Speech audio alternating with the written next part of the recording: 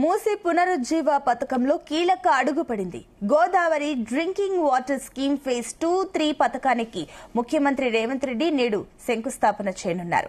ఈ పథకంలో భాగంగా ఉస్మాన్ సాగర్, హిమాయత్ సాగర్ చెరువులను మంచినీటితో నింపేలా ప్రణాళికలను సిద్దం చేశారు. ఇక 7,360 కోట్ల రూపాయలతో ఈ ప్రాజెక్టును రాష్ట్ర ప్రభుత్వం చేపట్టనుంది. 2 ఏళ్లలో ఈ ప్రాజెక్టును పూర్తి చేయాలని ప్రభుత్వం లక్ష్యంగా పెట్టుకుంది. ఈ ప్రాజెక్టు కోసం మల్లన్న సాగర్ రిజర్వాయర్ నుంచి 20 టీఎంసీల నీటిని తరలించనున్నారు. అలాగే ఉస్మాన్ సాగర్, హిమాయత్ సాగర్ జలాశయాలు నింపడంతో పాటుగా మూసీ పునరుజ్జీవానికి 2.5 టీఎంసీలు కేటాయింపులు జరపనుంది. ఇక మిగతా 17.50 టీఎంసీలు హైదరాబాద్ కు తాగునీటి అవసరాలకు వినియోగించనున్నారు. ఆ మార్గ మధ్యలోని 7 చెరువులను సైతం నింపుతారు. ఇక డిసెంబర్ 2027 నాటికి హైదరాబాద్ తాగునీటి అవసరాలను తీర్చేందుకు ప్రతిరోజు నల్లనీటిని సరఫరా చేసేందుకు ఈ ప్రాజెక్టును ప్రభుత్వం లక్ష్యంగా ఎంచుకుంది. ఇందులో ప్రభుత్వం 40% పెట్టుబడి వాటా పెడుతుండగా 60% నిధులను కాంట్రాక్టు కంపెనీ సమకూర్చనుంది.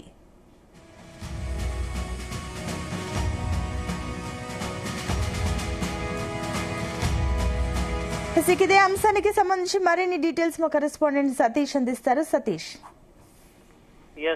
సునీత, ఈ రోజు Godavari drinking water scheme phase 2-3 పథకానికి సీఎం రేవంత్ రెడ్డి శంకుస్థాపన చేయనున్నారు.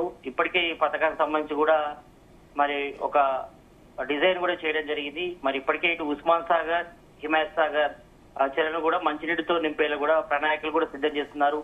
మరి ఇప్పటికే మనం చూస్తున్నాం, మొన్న కూసినటువంటి భారీ వర్షాలకు ఇటు ఉస్మాన్ సాగర్, హిమాయత్ సాగర్ రెండు కూడా నిండు కుండలు కూడా తలపించాయి. కొన్ని వాటర్ కూడా మూసీలకు కూడా విడుదల కూడా చేయడం జరిగింది.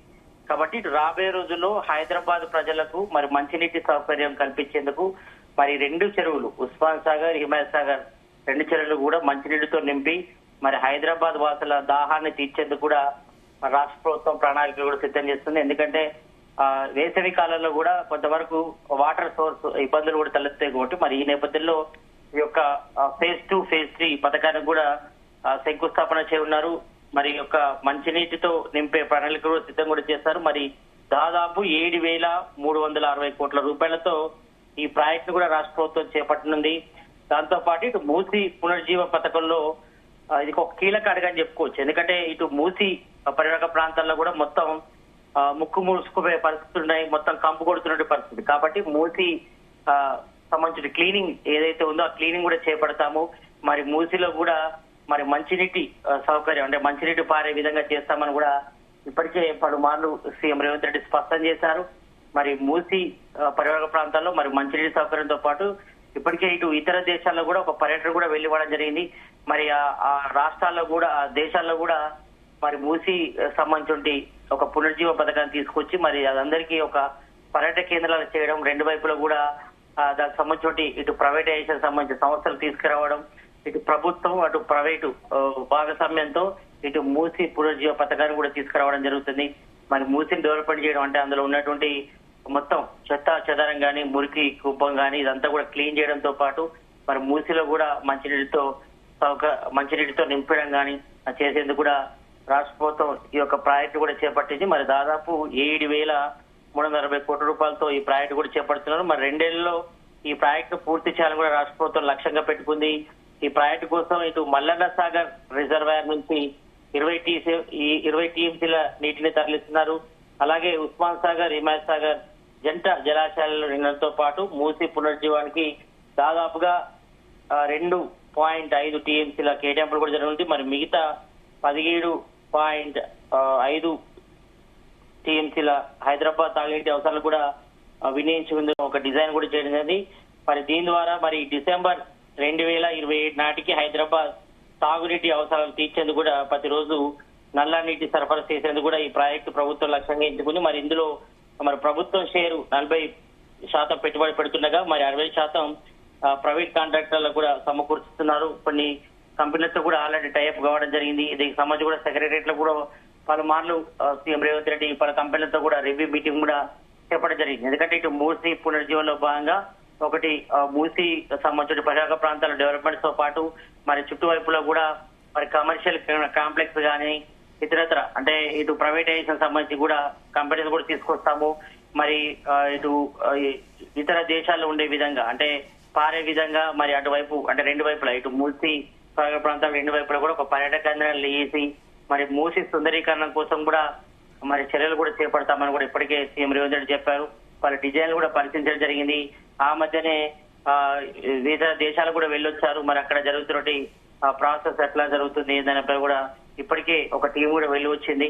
కాబట్టి దానికి సంబంధించి కూడా రిపోర్ట్ కూడా తయారు చేయడం జరిగింది. మరి త్వరలోనే దీనికి సంబంధించి ఈ రోజు శంకుస్థాపన చేస్తారు. చేసిన తర్వాత మరి ఒక మూసి పునర్జీవానికి ఒక అడుగు అయితే పడుతుందని చెప్పుకోవచ్చు.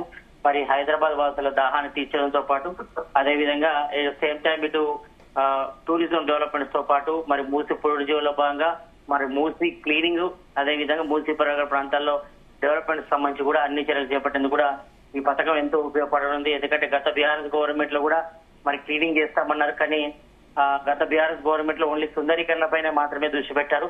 కానీ మూసి క్లీనింగ్ పై కూడా మరి తెలంగాణలో కాంగ్రెస్ గవర్నమెంట్ ఏర్పడిన తర్వాత మరి మూసి క్లీనింగ్ చేయడంతో పాటు ఒకవైపు సుందరీకరణ పనులు మరోవైపు మూసి పరిసర ప్రాంతాల డెవలప్మెంట్ చేయడమే తమ ప్రభుత్వం లక్ష్యంగా పెట్టుకుంది. మరి దానికి మూసి పునర్జీవ పథకం అంటూ కూడా ఒక పేరు కూడా పెట్టడం జరిగింది. కాబట్టి ఈ యొక్క మూసి డెవలప్మెంట్ కోసం అదేవిధంగా ఇటు ఉస్మాన్ సాగర్ హిమాయత్ సాగర్ జెండా జలాశయాలతో కూడా మంచినీటిని నింపడం, తర్వాత హైదరాబాద్ వాసులకు దాహాన్ని తీర్చడం. అంటే ఇప్పటికే దాదాపుగా ఇటు ఇతర ప్రాంతాల నుంచి కూడా వాటర్ సోర్స్ వస్తున్నప్పుడు కూడా మరి హైదరాబాద్ కి సంబంధించి జనాల దాహాన్ని తీర్చేందుకు అంటే మేజర్ గా వేసవి కాలంలో ఎక్కువగా వాటర్ ఇబ్బందులు తలెత్తాయి. కాబట్టి మరి ఆ ఇబ్బందులు తొలగించేందుకు కూడా ఈ పథకం ఎంతో ఉపయోగపడనుంది. ఇటు ఉస్మాన్ సాగర్ హిమాయత్ సాగర్ జెండా జలాశయాలు మంచినీటితో నింపడం, అదేవిధంగా ఇటు మూసి పునర్జీవంలో భాగంగా మరి పథకానికి సంబంధించి మరి మూసి క్లీనింగ్ తో పాటు మూసి డెవలప్మెంట్ ప్రాంతాల్లో కూడా మరి కమర్షియల్ కాంప్లెక్స్ తీసుకురావడం, దానికి సంబంధించి డెవలప్మెంట్ చేయడం ఒక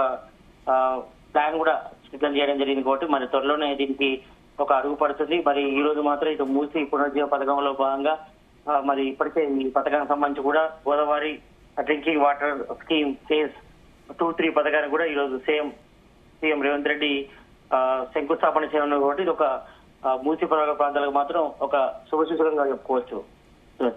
రైట్ సతీష్, థ్యాంక్ యూ.